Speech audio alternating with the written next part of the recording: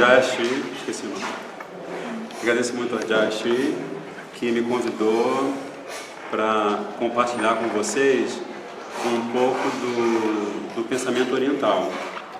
Então, ela pediu um tema e um título, e aí vocês têm as 5 verdades da filosofia perene.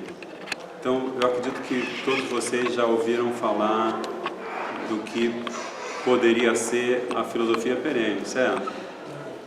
É um conceito simples, né? Porque o que é perene é aquilo que é capaz de atravessar as limitações de tempo e espaço, né? Então, seria um sinônimo de eterno, permanente, né? Alguns pensadores ocidentais usaram essa expressão, filosofia perene, para falar do seu pensamento. Mas aqui, no caso, a gente aplica essa definição, né? Essa expressão, filosofia perene, para nos referirmos ao pensamento védico, que é o que nós também chamamos de pensamento oriental. E hoje em dia nós sabemos que o pensamento oriental está cada dia mais próximo da realidade ocidental, não é? Eu me lembro quando eu era adolescente, que eu conheci os devotos de Krishna no Rio de Janeiro. Você queria comprar incenso, você tinha que viajar para a Índia ou pedir para alguém, né, comprar assim em algum lugar muito raro. Era muito difícil você ter acesso aos chamados produtos esotéricos. Isso na década de 70, né? Começo da década de 70. Restaurante vegetariano também, você podia contar nos dedos os restaurantes vegetarianos que havia no Brasil. Então, essa filosofia perene, ou o chamado pensamento védico, ele permeia a sociedade humana porque ele tem aplicabilidade a todas as sociedades menores, ou a a todas as regiões que acabam se formando em diferentes regiões geográficas, né? E que acabam assumindo um rosto, um traço de cultura, um traço cultural diferente. Então, a minha proposta hoje, ao apresentar essas 5 verdades, é justamente vamos dizer assim, compartilhar com vocês o fato de que nós, como seres humanos, quer tenhamos nascido no Oriente ou no Ocidente, nós temos os mesmos anseios e fazemos as mesmas perguntas e estamos procurando as mesmas respostas, né? Se vocês aqui já tiveram a oportunidade de viajar, vocês vão descobrir isso tranquilamente, né? Porque todo lugar onde você encontra um ser humano, ele está enfrentando os chamados impasses da vida da mesma maneira do que qualquer outro ser humano, não é? Então, a gente vai explorar essas 5 verdades que, de várias maneiras, nos situam numa observação da vida, independentemente das nossas diferenças, né? Porque a gente também entende, por ouvir dos nossos mestres e por ler os textos sagrados, e inclusive de outras tradições, a gente entende que essas verdades estão presentes em todas as tradições. Elas podem ter nomes diferentes, mas elas são verdades que se aplicam a cada um de nós, né? E aqui, talvez você já tenha ouvido falar, né? Eu acho que o Luciano aqui, o meu querido Luciano, que veio com a gente aqui participar também, talvez já tenha ouvido falar, que ele já teve uma exposição ao pensamento védico, ao pensamento da Bhagavad Gita, né? Eu acredito que vocês também, alguns de vocês conhecem a Bhagavad Gita, alguns de vocês tiveram a oportunidade de ouvir sobre Bhagavad Gita, de perguntar por que afinal Krishna está conversando com Arjuna, né? Qual é o problema de Arjuna, né?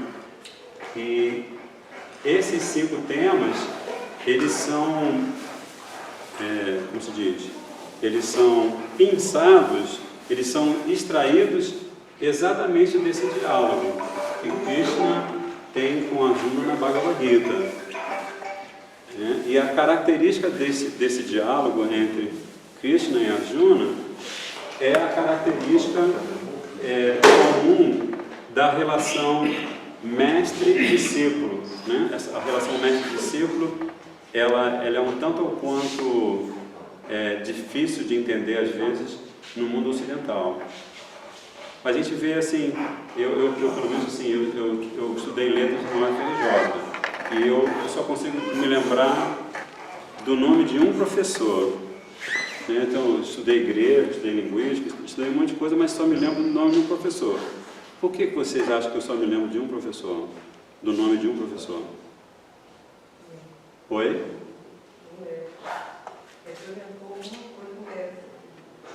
Ele representou para mim o mestre, justamente. Ele fez uma coisa que os outros professores, apesar de serem todos muito tarimbados e competentes, os outros não conseguiram fazer. Ele mexeu com o meu coração. Porque quando ele dava as suas aulas de literatura, ele era meu professor de literatura, quando ele dava as suas aulas de literatura, ele vivia intensamente o drama dentro da literatura portuguesa e da literatura brasileira. E ele trazia a gente para experimentar esse drama. E por isso eu sou muito grato a ele, e ainda me lembro o nome dele. Nem sei onde ele estará, porque se ele estiver aqui no planeta, ele deve estar com isso quase 100 anos, esse senhorzinho. E da mesma maneira, uma das ideias, vamos dizer assim, que eu tive para conversar com vocês hoje, foi a ideia do drama. A gente estava conversando, vindo para cá, sobre esse drama. A gente está sempre vivendo o drama em algum nível da nossa existência. E a gente pode dizer assim, essa é uma metáfora interessante para a existência humana. Tudo tem o seu aspecto dramático e tudo tem o seu espaço. O drama tem um espaço para acontecer, tem um tempo para acontecer e faltaram dois elementos, ou pelo menos um elemento. Eu falei do drama, eu falei do palco para o drama acontecer e do tempo em que o drama acontece. Qual seria o elemento? Oi? Os personagens, Se não tem alguém representando essa peça teatral, esse drama, então o espaço perde o sentido e o tempo perde o sentido. Então, essas chamadas 5 verdades, elas vão falar exatamente sobre esses elementos. Então, aqui nós temos os dois personagens. Aqui são os dois personagens, tá?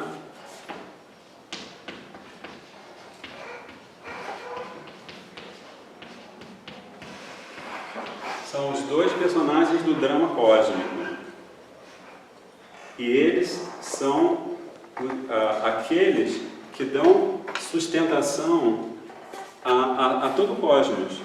Então a gente pode citar um verso que Krishna fala para Arjuna, em que ele diz que esses dois personagens, eles são chamados de Sarvagata.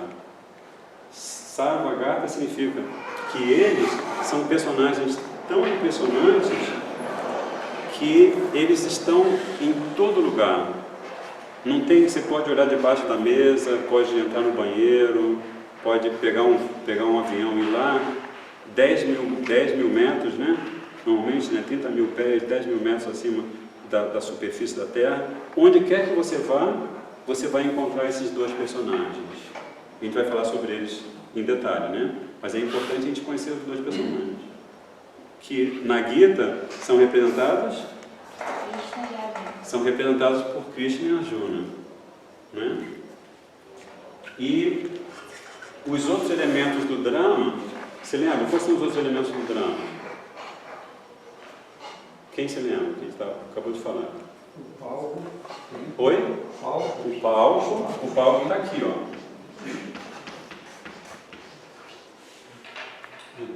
E o tempo. E tem um elemento do drama que a gente não mencionou ainda. Como é que seria a verdade karma do ponto de vista do drama? É o teatro. É o teatro? É ação. Oi? É ação ou acontecimento? Mas assim, a linguagem teatral seria o quê? Performance. Seria a dramaturgia. Oi? O roteiro, isso.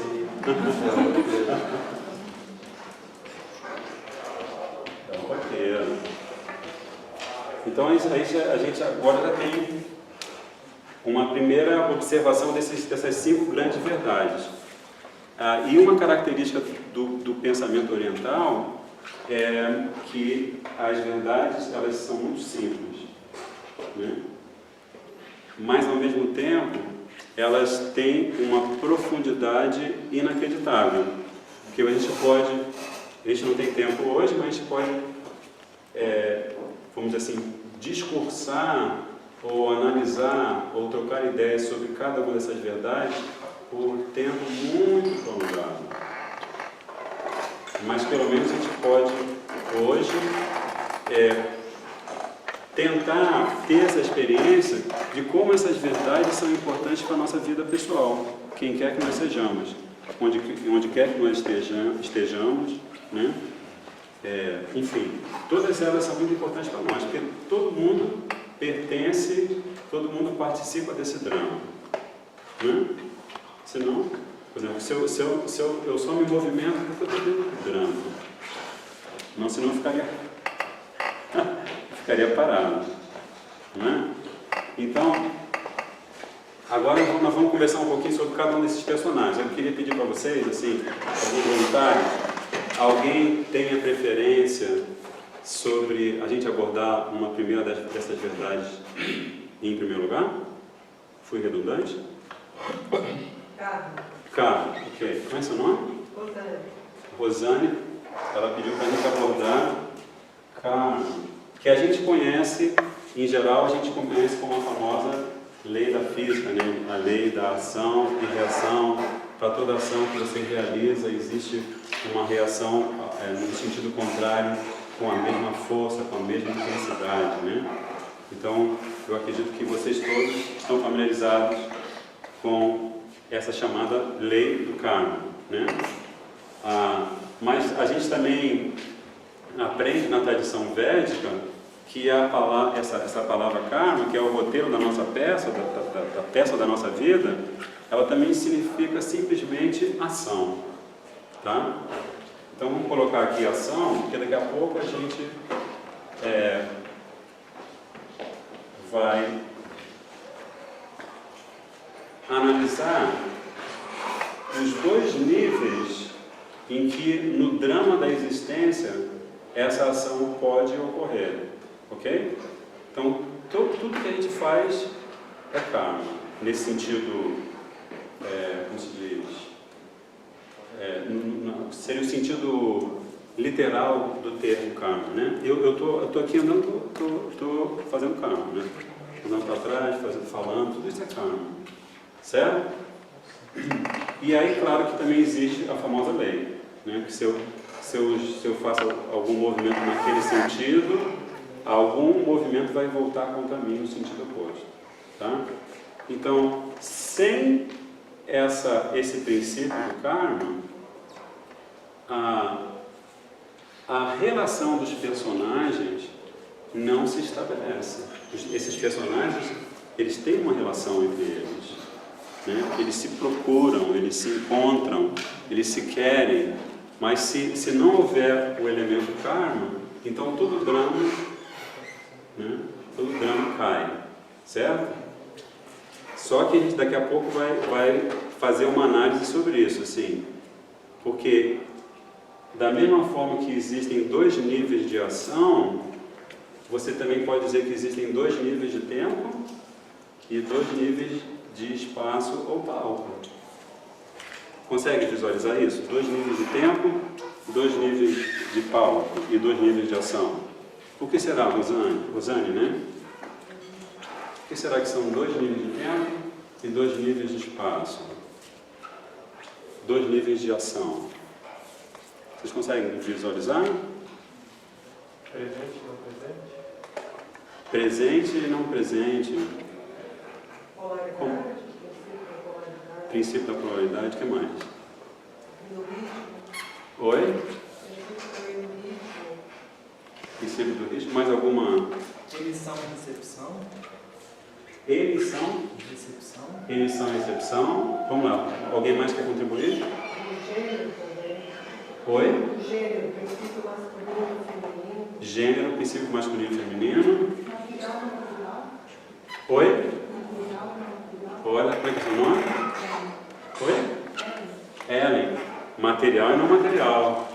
Então, a Ellen, ela sintetizou tudo que vocês contribuíram e ela deu uma pincelada muito importante na nossa conversa. Porque justamente você realiza ações no plano material, também chamado plano físico, não é? Plano material. Que na tradição védica chama-se jada, né? No plano material existe uma disparidade entre os objetos e aqueles que manuseiam os objetos, né? Os objetos são matéria inerte, isso chama-se jada, né? Aí, para você dar movimento para os objetos, você como ser essencial, ser vivo, você precisa dar sentido à existência dos objetos. Então isso é a Ellen, nesse caso ela falou dessa disparidade, né? Então você tem a ação material e a ação imaterial. Você tem o tempo material e o tempo imaterial. E você tem o palco do drama no plano físico e o palco do drama no plano metafísico. E, da mesma maneira, esses personagens, eles estão presentes nesses 2 palcos, nesses 2 tempos, né? E nesses 2 roteiros. Dá para acompanhar? Quem poderia fazer uma síntese do que a gente viu até agora? Quer fazer uma síntese? A Ellen, faz uma síntese, Ellen. Oi? Se você pode ler, pode. As verdades são simples, porém possuem uma grande profundidade em si. A analogia entre a verdade, as verdades, ou seja, as verdades essenciais da filosofia perene, tem uma ligação direta com a vida pessoal, por isso não é importante. Karma é igual à ação. Sem o karma, senão a karma não há relação não há ação. Não há uma relação com a ação. 2 níveis de tempo e de espaço. Material, o que é material chama-se jhana. O que não é material. O que não é material chama-se. Tem vários nomes, mas um dos nomes é chet.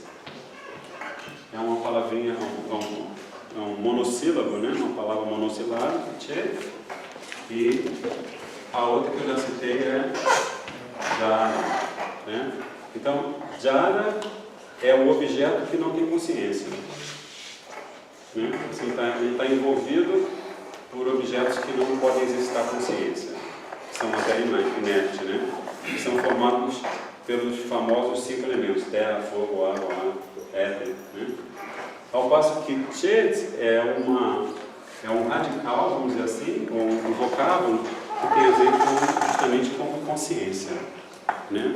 Então, no plano da ação imaterial, todos são personagens.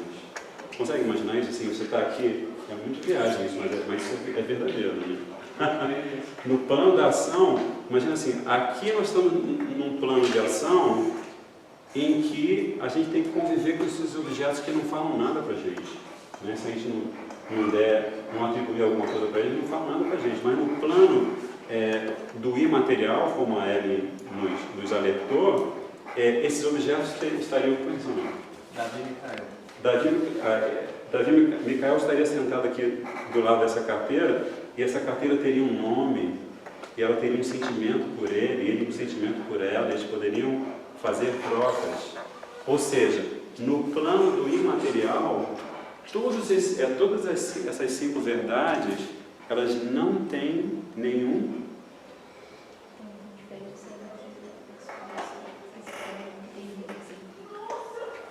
mais ou menos. Não existe o quê?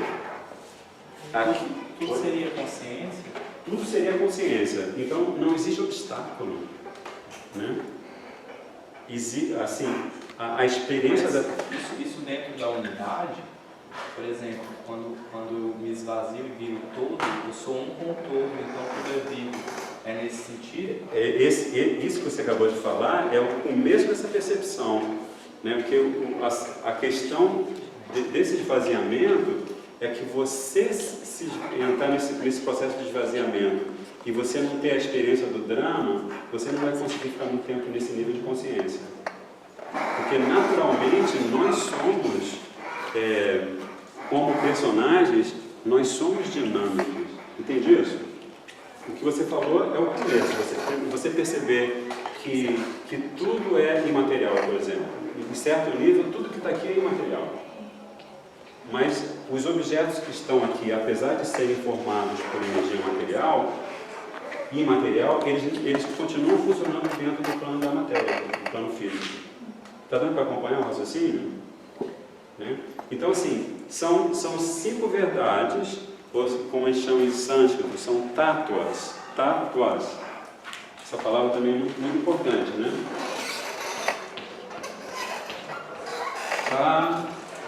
Tátuas. Essa palavra é muito importante porque você pode quebrá-la em 2 radicais. O primeiro radical é tat, que quer dizer isso, aquilo, aquele ou aquela, e tua, que é o pronome tu. Né? Então, assim, em sânscrito acontece muito isso. Você pode expressar ideias sem usar uma forma verbal. Então, se eu falo tatua, eu estou dizendo tu és aquilo, ou tu és isso. Então, existe uma verdade que se chama Ishvara Tattva.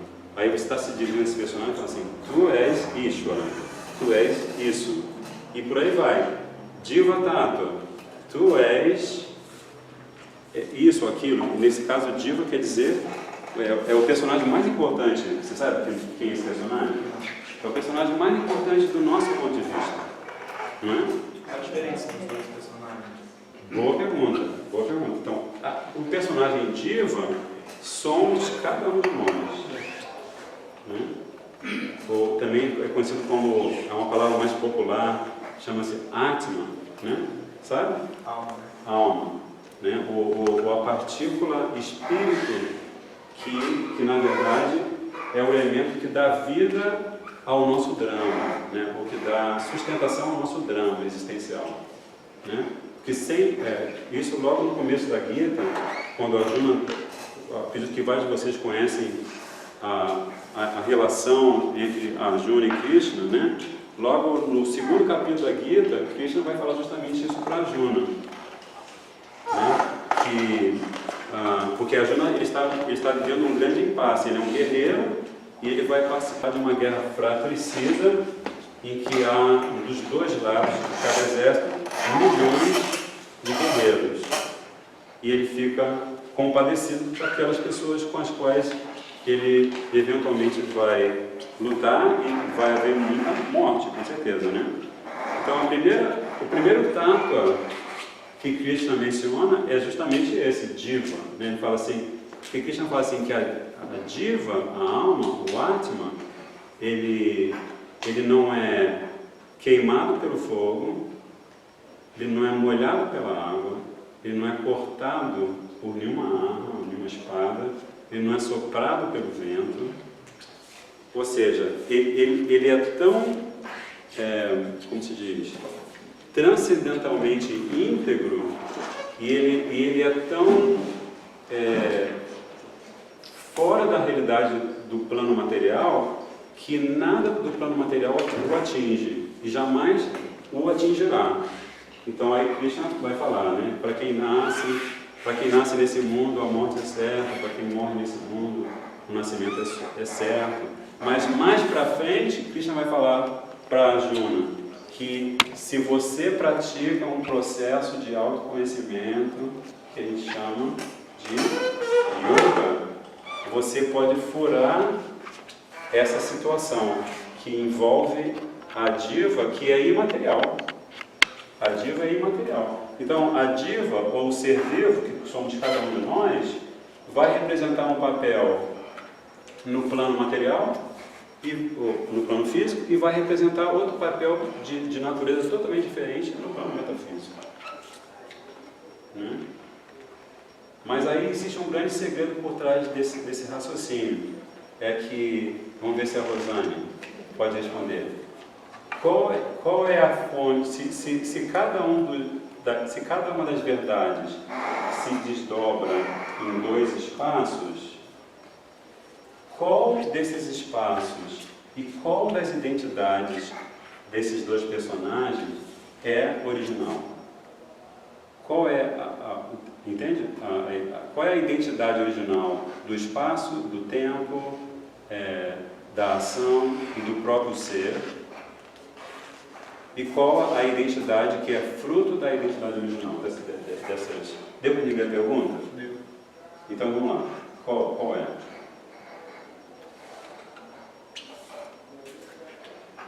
Bom, alguém que respondeu. Eu tenho Krishna uma... fala que eu não sou esse corpo. Krishna fala, eu não sou esse corpo. E ele também fala para todos nós. Nós somos uma realidade existencial diferente desse corpo. Né? Até pela própria linguagem, tá? Pela própria linguagem, você já percebe. Quando você fala de si mesmo, você fala, eu sou Jayashri, né? Eu sou um ser, eu sou identidade. Né? Mas quando você fala do corpo, você diz, eu tenho um corpo, né? O corpo que eu tenho é um veículo. E o corpo que eu tenho, ele, de certa maneira, ele faz parte do palco. Né? Porque, assim, no fundo, o drama primordial é o drama que eu tenho comigo mesmo. Né? Se eu estou aqui, eu tenho um drama comigo mesmo. E o teatro está todo acontecendo dentro de mim. Né? Certo? Então, eu, enquanto ser, vivo nesse palco que a gente também chama, alguns de nós chamamos de microcosmos, e ali acontece todo esse drama. Mas assim, eu também não quero perder o fio da meada, porque eu sou bom nisso, de perder o fio da meada. Então, antes falou, você queria falar alguma coisa, né? É acerca da pergunta que qual seria a identidade Original, isso. Uhum. Eu vejo como se esse eu aqui que veste essa personalidade, está nesse plano material, fosse um fractal do meu eu superior, né? Do meu eu total, na unidade, manifestando aqui na forma. Na materialidade. Alguém gostaria de falar, Micael? Davi Micael. Alguém gostaria de falar o que o Davi Micael acabou de dizer em outras palavras?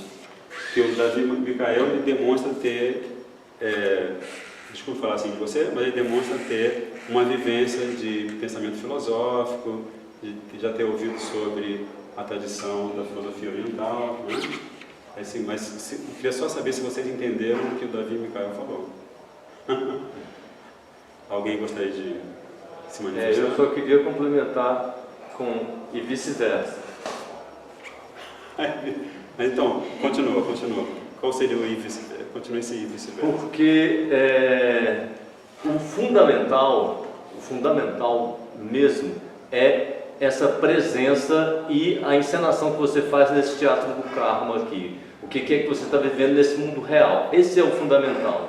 Esse é o fundamental. Esse é o fundamental. E esse daí é que vai nutrir todas as possibilidades de todos os tempos, que é no tempo presente, no aqui e agora, que todos os tempos se convergem. Presentes, passados, futuros, todos os espaços se convergem, é no aqui e agora. E é nesse aqui e agora que a gente tem uma densificação dessa energia, que é a mesma energia material e espiritual. A mente é uma matéria sutil, e a matéria é uma mente densa, é toda uma questão de densidade que vai mudando. Então, quando a gente consegue concentrar tudo num corpo, encarnar e estar aqui, isso daí é a coisa fundamental. E aí a gente anda junto com esse aspecto espiritual né? E não dá para desvincular um do outro, nem a importância de um do outro. Agora, uma coisa que é fato mesmo, existem controvérsias, mas é fato mesmo, é que o que vai se diluir, se acabar por aqui, é o mais denso e o mais sutil vai perpetuar. Perfeito. Então vamos tentar trocar em miúdos a contribuição do Davi Micael e do Luciano. Quem gostaria de fazer uma síntese da fala dos dois? Que não seja a Ellen, que ela já falou muito hoje. Mas se você quiser falar de novo. Você quer falar? Como é que é seu nome? Quer falar? Porque só quero ter certeza assim, que a gente está fazendo essa análise, né? Conhecendo essas verdades junto. Tá? Seu nome, por favor. Eu? Isso. Eduardo. Você poderia sintetizar? Bom, eu sempre discordo um pouquinho dele que a essência esteja na densidade, né? Lembrando que fala a professora Dimógenes, mais ou menos nós estamos seguindo as setas do caminho de volta. Seguindo as setas do caminho de volta. Estamos voltando ao todo. Eu acho que assim é essencial. Concordo com o presente, como ele falou, seja o coroamento de todos os tempos, de todas as energias. Mas sabemos que o presente também vai passar. Perfeitamente. Então, eu acho que nós ainda estamos todos no caminho. E o senhor colocou no início da sua palestra que não há um ser humano que não esteja vivendo o seu drama, né? Seja ele o mais evoluído que seja, que viva nos países orientais, ou o mais rico, o mais pobre, o mais desprendido, o mais intelectualizado, erudito, o que tenha passado por maiores sofrimentos, mas enfim, todos que estão vivendo o seu drama e no caminho de volta. No caminho de volta, tá. Então, quando a gente fala desses assuntos, como a gente está tentando fazer entre nós aqui, com certeza, seu nome de novo? Eduardo. Como o Eduardo chamou a atenção da gente, a gente pode ter a tendência de carregar as nossas afirmações com a nossa experiência de estudo de filosofia, nossa experiência de desenvolvimento do nosso pensamento enquanto indivíduo, né? Então, o que a gente procura fazer, assim, eu pelo menos falando para vocês, como um representante de uma tradição, né? Eu não sou ninguém, né? Eu só estou representando os meus mestres de uma tradição milenar. Eu sempre acho importante que a gente consiga visualizar os conceitos de maneira que esses conceitos, como se diz, eles falem alto ao nosso coração. Tá? Se esses conceitos falarem alto ao nosso coração, então a gente está andando junto. Né? Porque no final das contas, eu acredito que todos vocês admitem que existe realmente esse personagem, enquanto isso só falou de né? Que se chama Diva, que nós na tradição velha chamamos de alma, ou ser vivo individual. Então existe de fato um personagem no drama, né? E esse personagem, o Luciano verbalizou isso de certa maneira, e o Davi e o cara também. Cada um de vocês vai verbalizar isso de uma maneira, mas cada um de nós seres vivos vai ter o seu palco, que é o seu corpo, a sua cultura, né? Vai nascer numa determinada sociedade, pode questionar a sociedade em que nasceu, mas vai criar uma outra sociedade. Então esse prakriti, que a gente traduz literalmente significando natureza, né? Então cada um de nós vai ter uma natureza que a gente chama de uma natureza adquirida. Se a gente está no plano físico, a gente tem uma natureza adquirida. E se a gente está no plano metafísico, a gente, como você também falou, né, do caminho, né? Se a gente consegue trilhar esse caminho, que é o fim do drama, vamos dizer assim, a gente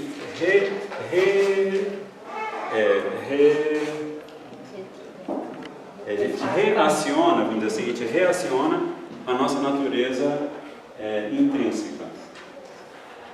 Então a gente pode também falar assim, com mais simplicidade. Prakriti pode significar a nossa natureza intrínseca se a gente está funcionando no plano metafísico.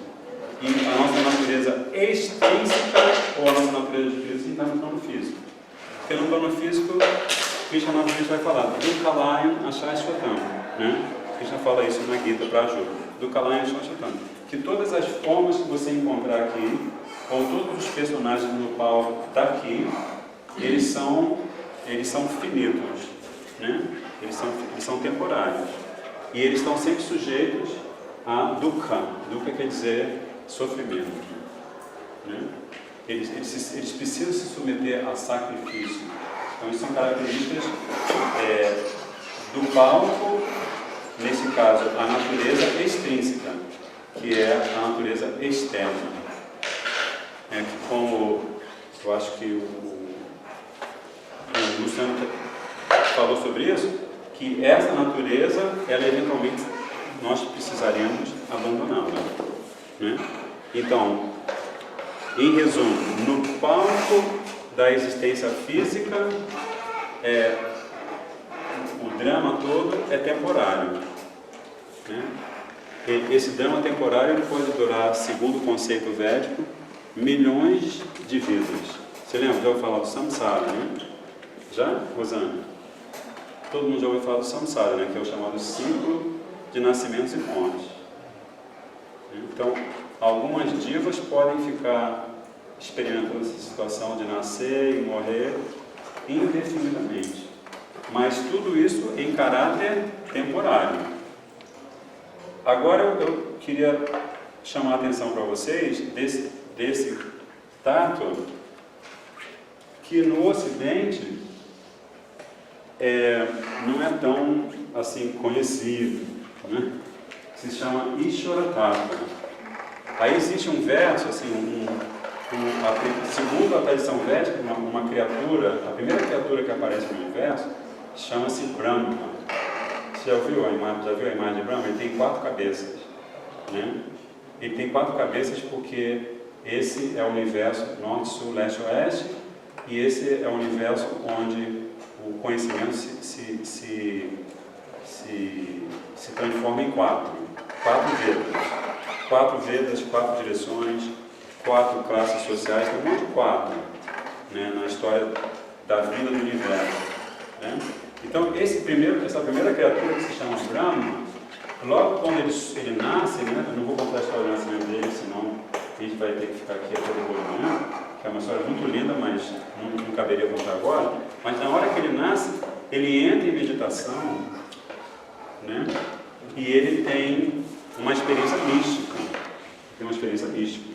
Porque enquanto ele está em meditação, ele ouve o som de uma flauta muito lindo, assim, um som muito lindo, que entra no ouvido direito. Esse aqui é o direito? Não, esse aqui é o esquerdo. Entra no ouvido direito, e entrando no ouvido direito desse ser, que é a primeira criatura, ele tem uma experiência que a gente chama o despertar, a iluminação, né? E quando ele tem esse despertar, ele tem uma visão nítida de toda a existência. Aí, quando ele tem essa visão de toda a existência, ele consegue ver os 2 palcos. Ele consegue ver o plano metafísico e várias das ações que acontecem ali. E ele também consegue ver o plano físico, e ao ver o plano físico, ele se vê a si mesmo atuando como criador secundário das formas que surgem neste mundo, as espécies de vida, os aquáticos, os minerais, os vegetais e assim por diante, né? Então ele se vê a si mesmo quando tem esse samadhi, né, essa visão mística, e aí ele fica tão inspirado vendo aquilo, né, porque ele tem uma facilidade impressionante de visualizar tanto o que acontece no plano metafísico quanto o que acontece no plano físico. O que para um ser humano, em geral, é muito difícil, né? Você está andando na rua assim, de repente o plano metafísico se manifestando, câmbio, né? Não é bem assim que acontece, né? Infelizmente não é bem assim que acontece, mas ele tem, que eu também não vou entrar em detalhes, mas ele tem um mérito que lhe permite essa experiência. E aí, quando ele tem essa visão que o leva para 2 estratos de existência, né? Ele compõe um poema que se chama Brahma Samhita. É considerado o primeiro poema, né? a primeira manifestação do conhecimento, na verdade. Né? Ele é o primeiro ser a manifestar conhecimento no universo inteiro. Aí eu vou recitar para vocês o primeiro verso desse poema, de um capítulo desse poema, que vai definir exatamente o que é Ishvara. Você sabe esse verso? Ô menino, você sabe? Esse é um verso popular entre os devotos de Krishna. Ele fala assim: Ishvara Parama Krishna Sachit Ananda Vigraha Anadi Adi Govinda Sarva Karana Karanam. Você conhece esse verso? Já ouviu? Cantei já várias vezes. Você já cantou, né? Ishvara Parama Krishna Satchidananda Vigraha Anadi Adi Govinda Sarva Karana Karanam. Mas o que está acontecendo com o Brahma, com essa criatura, a primeira criatura, quando ele recita esse verso? Eu posso saber esse verso de cor, mas eu não estou tendo a visão mística, né? A tradução desse verso. Vou chegar lá, só um minutinho. Que aí se diz assim, para você ter a visão mística, o próprio Brahma, em outro verso do mesmo poema, ele fala assim: Premandina Churita Bhakti Vilochanena. Né? Ele fala assim, que para você poder ter essa visão mística em que você vê os 2 palcos, você pode ver os 2 palcos funcionando ao mesmo tempo, né? E que você vê a transcendência assim como realidade concreta. Você tem que ter os olhos untados com o amor divino. Não é bonito? Premanjana, Prema Anjana. Prema é amor divino, né? É achar o amor divino, a chave de todos os segredos, né? Se você procura praticar o amor divino na sua vida, aí todo o seu destino é redesenhado, né? Então, Prema, amor divino, Anjana. Anjana como é que é aquele negócio que se passa um unguento ou um remédio, né? Então, melhor palavra, bálsamo. Então, essa pessoa que já tem o bálsamo do amor divino nos 2 olhos, aí o que ela vê é diferente. Ela olha para cada um de vocês e ela vê a transcendência em vocês. Ela vê a sua possibilidade mais do que real de estar no plano da transcendência. Acompanha? Agora a tradução, né, que você pediu, né? Claro que eu imagino que vocês querem saber a tradução do verso que define Ishvara. Então ele começa falando Ishvara Parama Krishna. Então ele fala assim, ele infere, ele quer dizer que na existência existem muitos Ishvaras, ou muitas pessoas que têm controle, né? Por exemplo, agora eu vou agir como Ishvara, peraí. Eu tenho o controle ou o poder de levantar um livrinho de 4 gramas. Eu tenho um certo controle, né? Então eu posso dizer que eu sou um mini Ishvara. Eu tenho controle sobre os meus sentidos, eu posso, com a minha mente, mandar sinais para o resto do meu corpo para eu fazer o que eu preciso fazer nesse mundo. Então eu tenho essa posição de Ishvara. E cada um de nós aqui, com certeza, tem essa posição de controlar alguma coisa, né? Ok? Dá para acompanhar isso? Mas aí ele está falando assim, Ishvara Parama. Ele está falando que entre todos os Ishvaras, todas as pessoas que podem manusear a energia da existência, existe um que é Parama Ishvara, ou Parameshvara. Ele é o controlador supremo. Né? E aí ele dá um nome, porque ele vê a pessoa. Ishvara Parama Krishna. Né? Então ele diz, o primeiro nome que ele dá para esse ser supremo, né, o controlador supremo, é Krishna. Tá? Qual o significado de Krishna? Sim, a palavra Krishna é muito linda, né? Porque Krishna é aquele ser que tem o poder de atrair todos os seres vivos. Se você tem a possibilidade, se você realmente se encontra com Krishna, aí o seu coração derrete. Primeiro porque ele é muito lindo, segundo porque ele é assim, ele também é conhecido como Prema Maya, né? Prema é amor, né? E ele se diz, essa expressão que se refere a ele, diz que o corpo dele inteiro, a forma dele inteira é amor. Então imagina você chegar perto de uma pessoa assim, um dia que a Shri assim, ela te dá um abraço, você, uau, amor puro, né? Não é bonito isso? Então esse é Ishvara Parama Krishna. Ele é o controlador supremo, mas um detalhe super importante, que ele exercita o controle apenas pela expressão do amor divino, né? Ele não tem nenhum interesse em controlar ninguém, apesar da sua absoluta majestade, da sua absoluta grandeza, né? Ele só se relaciona com as pessoas expressando o seu amor divino. Então, Ishvara Parama Krishna Sati Ananda Vigraha.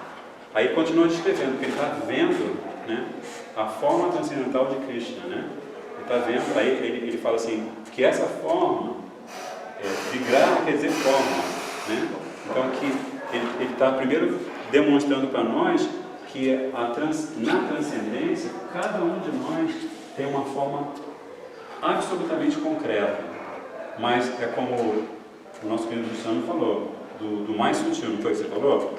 Essa forma absolutamente concreta que nós temos e Krishna tem no plano da transcendência é mais sutil do que o mais sutil. O que é mais sutil na nossa vida? Segundo o pensamento védico, podemos nos referir a Krishna novamente, ele fala aquele verso Bhumirato Nalovaya, né? Que ele fala assim, que a nossa forma nesse mundo é composta por terra, fogo, água, ar, éter e depois os elementos sutis, que são mente, mais sutil ainda, intelecto e mais sutil ainda, ego. O nosso sentido de identidade no plano físico, né? O ego. Então, a experiência no plano metafísico é imensamente, infinitamente mais sutil do que a nossa existência egóica, do nosso plano de percepção egóica. Então ele continua. Ishvara Parama Krishna Satidananda Vigraha, dizendo que Krishna tem uma forma, Vigraha, e que essa forma tem 3 características. A primeira é Sat, você lembra da palavra Sat? É uma palavra popular, né? Cadê a Ellen? Ela teve que sair, parece. Tá. Então, Sat quer dizer, literalmente quer dizer existência, mas por extensão da palavra também quer dizer eternidade, permanência. Então, essa forma, essa Vigraha de Krishna, ela é permanente. Tá? Ela sempre existiu e sempre existirá. E da mesma forma, estou usando a palavra forma bandida, da mesma maneira, a nossa forma intrínseca, que também é Vigraha e que também é transcendente, ela sempre existe. Só que nesse exato momento ela está presente na nossa estrutura existencial sob sua forma latente. Ela está como uma semente no chakra cardíaco. Ela está ali como uma semente, né? Então, Ishvara Parama Krishna Sati Ananda. Sat, existência, eternidade. Chit, se lembra? A gente já falou sobre Chit. Essa forma, ela é inteiramente consciência. Né? No nosso caso, no caso de você ter um corpo físico, um corpo humano, claro que você é um ser consciente, mas você tem os objetos dentro do seu organismo, dos quais você é consciente e que não são conscientes de você. Né? Acompanha isso? Então, ele é o ser consciente de todos os seres conscientes. Ishvara Parama Krishna Sat-Chit Ananda. E é como se isso não bastasse, já é bem simpático, né? Que ele tenha uma existência eterna, que ele seja assim, o mega fofo, né? Krishna é o super fofo da história, né? Ele, além disso, né? Ele tem existência eterna, ele tem Sati, ele tem percepção, conhecimento, consciência eterna. Ele também tem Ananda. Ananda é um termo conhecido, né? Alguém de vocês sabe o significado de Ananda? Alegria, prazer, né? Bem-aventurança. Bem-aventurança. Então, ele é, assim como ele é Prema Maya, se lembra? Ele é todo amor, ele também é Ananda Maya. Ele é todo Ananda, né? Por isso que ele é chamado o grande fofão da história. Qualquer lugar que você aperte, você vai sentir alegria. Não é isso. Ele é o mega alegrão da história. Então, Satchidananda Vigraha. Anadiradi Govindha. Aí continua. Aí vai falar do outro nome desse ser, Ishvara, que é Parama Ishvara, que é Govinda, que é uma palavra mágica, né? Govinda. Qual é o significado? Ele é querido das vacas, ele vinda quer dizer aquele que dá prazer. Ele dá prazer a Go. Aí você pode traduzir Go como as vaquinhas, como os nossos sentidos, como a terra dele, onde ele vive, que nós podemos nos encontrar com ele lá, eventualmente, né? Oi? Goloka, né? Que é a terra de Krishna. Então, por isso que ele se chama Govinda. Então, Anadiradi Govinda, ele é aquele que é anterior ao anterior e posterior ao posterior, né? Antes de qualquer objeto se manifestar, ele já existe. E depois de qualquer objeto deixar ou se tornar em manifesto, ele existe, né? E aí no final ele conclui falando uma frase, né? Anadiradi Govinda Sarva Karana Karana, que ele, esse Ishvara Supremo, ele é a causa. Você repete a palavra causa 2 vezes. Karana, Karana. Ele é a causa de todas as causas. Ele é a causa remota por trás da causa remota, né? O meu mestre espiritual falava assim, há um grupo de religiosos, se eu não me engano são os mormons, eles têm um projeto de pesquisa genealógica. São os mormons, né? Não sei se são os mormons ou os adventistas, não sei.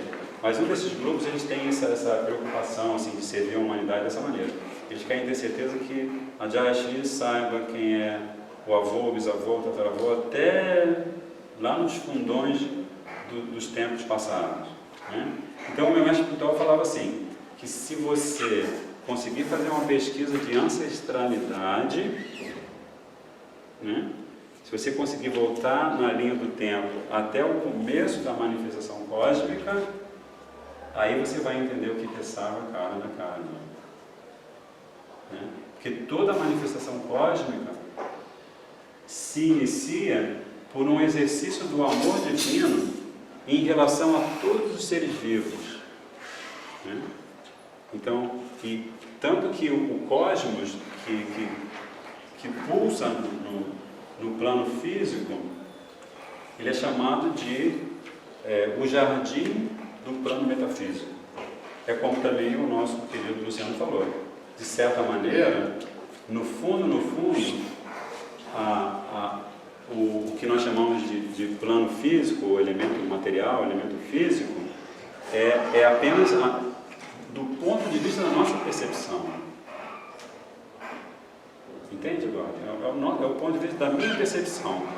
Porque, em última análise, se eu conseguir alcançar a mesma percepção daquela primeira criatura Brahma, eu vou ver todas essas energias, todas essas manifestações de energia, inclusive a chamada energia física, né, como energia espiritual, energia transcendente, né?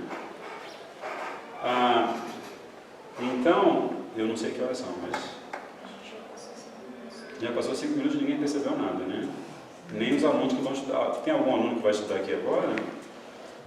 Eu acho que já teria chegado se tivesse. Já, né? Eles entrariam tranquilamente, né? Uhum. Tá. Então, assim, eu queria concluir agora e pedir desculpa a vocês, que eu tendo a falar demais. O tempo não é tanto assim. Eu queria só concluir propondo a vocês um exercício na sua vida cotidiana, tá? Assim, de localizar essas 5 verdades em todos os lugares onde vocês forem. Por exemplo, se você... Como é que é seu nome? Bruna. Por exemplo, se eu me encontrar com a Bruna, como é que eu vou aplicar esse exercício? Eu vou olhar para a Bruna, oi Bruna, tudo bem? Então, eu vou pensar, a Bruna, ela é diva, ela é um ser espiritual muito lindo, né? E ela tem uma forma física de mocinha, bonitinha, né? E ela está vivendo o drama da vida dela, né? Tá fazendo... O drama é estudar cálculo. Você estuda o quê? Serviço social. Oba! É um drama bacana, né? Que é o drama que vocês... É o drama de estudar algo que ajuda a realinhar a sociedade humana, né? Serviço social. Assistência social é tão importante, né? E assim... Bem-vinda à sociedade moderna. E assim, seria um exercício, né? Você encontra a Bruna e você pensa, a Bruna, ela tem o drama dela aqui na faculdade, na fase de vida que ela está, mas ela tem um drama muito, muito, muito especial, que a gente chama de drama só por uma questão do gosto que isso representa, que é o drama no plano metafísico. Porque o drama no plano metafísico, ele chama-se lila. Lila, você já ouviu falar a palavra lila, né? Já? Então, o drama no plano metafísico chama-se lila e o drama no plano físico chama-se karma. Na verdade, a palavra ideal para a ação no plano metafísico é lila. E o significado desse termo lila faz toda a diferença para nós caminharmos neste mundo e vivermos com mais tranquilidade, porque lila significa você realizar ações que são divertidas, que são relaxadas e que você realiza porque não existe mais nenhum determinante de ação e reação. Como Krishna fala, como a Rosane falou, não existe mais a sujeição à dualidade, né? Aí, como o Davi falou, aí você realmente está no plano da unidade. O plano da unidade é assim, todos nós mantemos a nossa individualidade transcendente e todos nós podemos viver em um ambiente, em uma prakriti, um palco em que tudo conspira para que nós experimentemos o amor de Deus. Muito lindo isso, né? E assim, para a gente fechar com chave de ouro, já que estão dando um olho para a gente, né? Assim, já passou 5 minutos, eu vou propor, como sempre, toda vez que vocês deparam com os chamados Vaishnavas, né? Os devotos de Krishna, eles sempre convidam vocês para cantar Hare Krishna. Sabe cantar, Bruna? Hare Krishna? Sabe? Acho que acredito que todos vocês já ouviram. Rosane, sabe o Mahamanta Hare Krishna? É que você pode escrever. Então, assim, nesse processo de percepção desse drama e da possibilidade de nós conhecermos Lila, né? De nós vivermos em Lila, esse mantra, ele tem um papel muito importante, porque ele é chamado de Shabda Brahma. Ele é vibração sonora, só que ele é vibração sonora transcendente. Então ele pode nos vincular ao plano da transcendência. Por isso que eu convido vocês, assim, em nome dos meus netos, agradeço muito a sua paciência, a sua atenção. Convido vocês a cantar com a gente, vai cantar uns minutinhos. Para fechar, inclusive já estamos acendendo incenso aqui, um pau santo bacana. Você pode até oferecer, fazendo uma devoção aqui, ó. Na hora Krishna, pode ser também. Certo?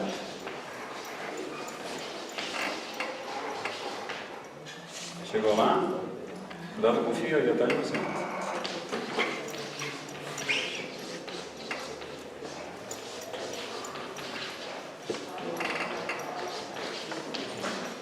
Então são apenas 3 palavras, não são? Hare Krishna e Ram, que são repetidas e que se manifestam no plano transcendente dessa maneira.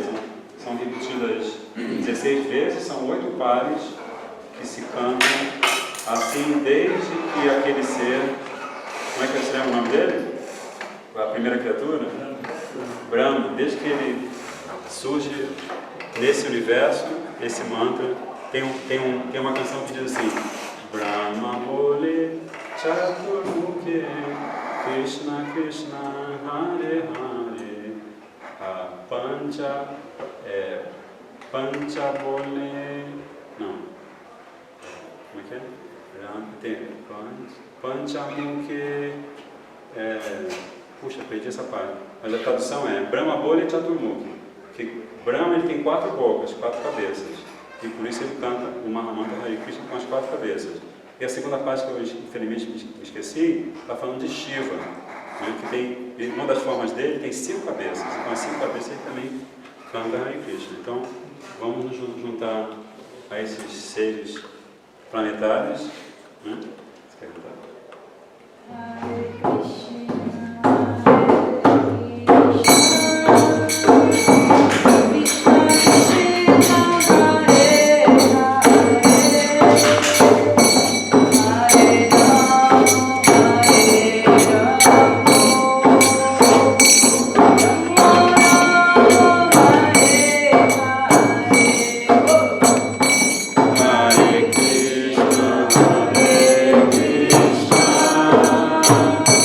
Krishna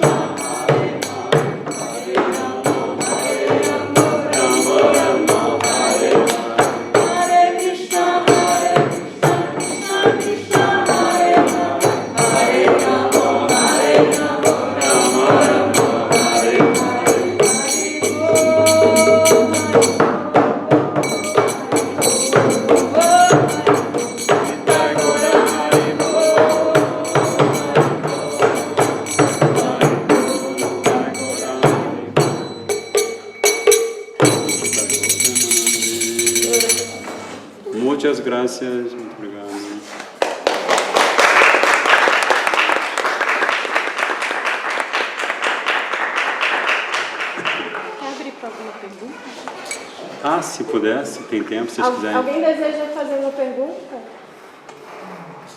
Eu gostaria. Os deuses como Brahma, Krishna, eles seriam nós, melhor dizendo, seríamos uma parte dessa totalidade? Nós somos chamados de Anu Diva. Você tem Vivo Brahma e Anu Brahma. Então nós somos seres atômicos, infinitesimais. Somos como fagulhas do energético supremo. E Krishna é chamado de Vivo Brahma, ou seja, o Espírito Supremo. Então, em certo nível, todos nós, como o próprio Krishna diz, nós existimos dentro dele e fora dele. E ele existe dentro de nós e fora de nós. Só que a diferença é que ele, além de existir dentro de nós e fora de nós, ele ainda, mesmo assim, ele é um ser independente e separado da gente. Esse é também a Gita, né? Só estou falando dos versos da Bhagavad Gita.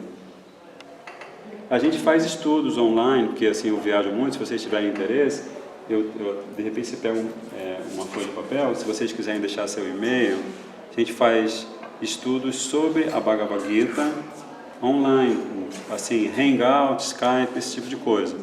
E se vocês tiverem interesse, eu posso me comunicar com vocês quando a gente abrir um desses encontros.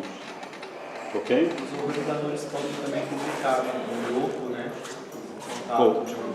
Isso, com certeza.